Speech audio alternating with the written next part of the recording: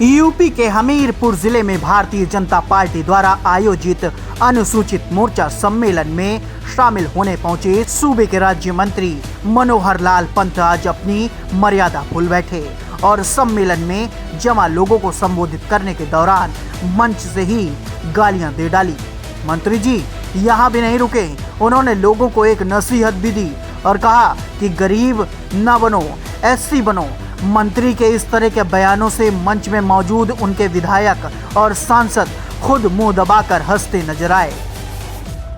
जी हाँ, ये पूरा मामला हमीरपुर जिला मुख्यालय के अंबेडकर पार्क का है, जहां बीजेपी ने अनुसूचित मोर्चा सम्मेलन का आयोजन किया था, जिसमें मुख्य अतिथि के रूप में सूबे के राज्य मंत्री श्रम एवं सेवायोजन मनोहर लाल पंत यानी कि मन्नू कोरी शामिल हुए थे। उन्होंने मंच से संबोधन के दौरान कहा कि अगर भाजपा सत्ता में आती है तो योगी मोदी ने कहा है कि हर घर को 24 घंटे लाइट मिलेगी। साथ ही साथ उन्होंने ये भी कहा कि पहले पतले पतले तार लगा दी, उनके समेटा समेटी में लग गओ।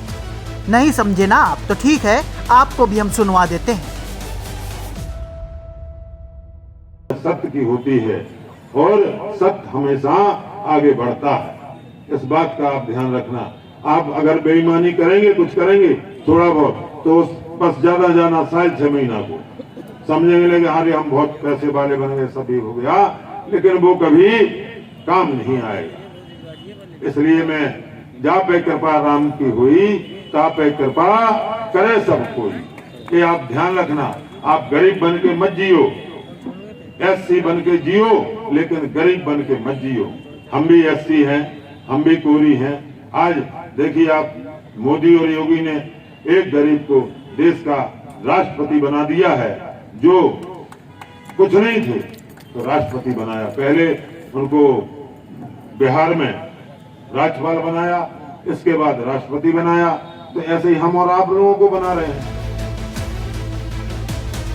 तो वहीं इसके बाद भी मंत्री जी नहीं रुके और लोगों को एससी बनने की नसीहत देते हुए कहा कि गरीब ना बनो, एससी बनो।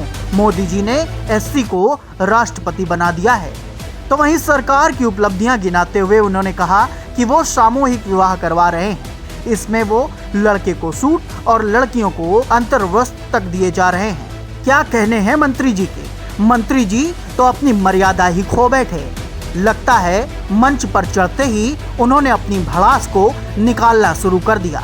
ये नहीं देखा कि वो किस तख्त पर खड़े हैं और किस तख्त पर खड़े होकर वो किसको संबोधित कर रहे हैं। इसका परिणाम क्या हो सकता है, शायद इसका अंदाजा वो नहीं लगा रहे हैं। फिलहाल आने वाले विधानसभा चुनाव में ये साफ हो जाएगा कि जनता किसकी उपलब्धियों पर उसको खरा उतार रही है।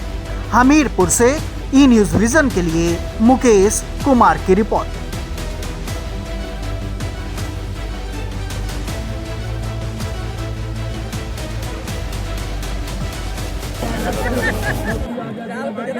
मंत्री जी, कोरोना की तीसरी लहर आ गई है, आपने मास्क नहीं लगाया हुआ, क्या कहेंगे इस बारे में? मास्क मैंने लगा लिया, मैंने मास्क, तो कोई बात नहीं हुई। आपके मतलब ये आपके सम्मेलन में किसी भी व्यक्ति ने, जितने भी लोग आए हैं, किसी ने मास्क नहीं सोचा, काफी लोग कोविड नियमों का पालन नहीं किया, क्या काफी लोग लगाए थे और काफी लोग नियम का पालन करते हैं और नहीं कर पाते हैं। तो मैं उनसे क्षमा चाहता हूँ। मैं तो यही कहूँगा कि तीसरी लहर आ ही नहीं पाए बुंदेलखंड के अंदर। हम चाहे पत्रकार रहें, चाहे कुछ भी रहें, हमारे यहाँ अगर तीसरी लहर आएगी तो आप भी उसमें रखे जाएंगे, लपेटे में आप भी आ जाएंगे। कोविड नियम का पालन तो आप भी नहीं कर रहे हैं मंत्री जी? मैं कर रहा हूँ, बराबर कर रहा हूँ। तो आपसे करो, आपके कहने पे थोड़ी मैं तो अपने हाथ साथ में लिए रहता हूँ। और अभी बोलना था भाषण में, इसलिए मैंने हटा के लटका लिया था। आपको क्या लगता है इस बार कितनी सीटें जीतेगी बीजेपी? 300 से ऊपर सीटें जाएंगी, कि पक्की बात है, फाइनल है।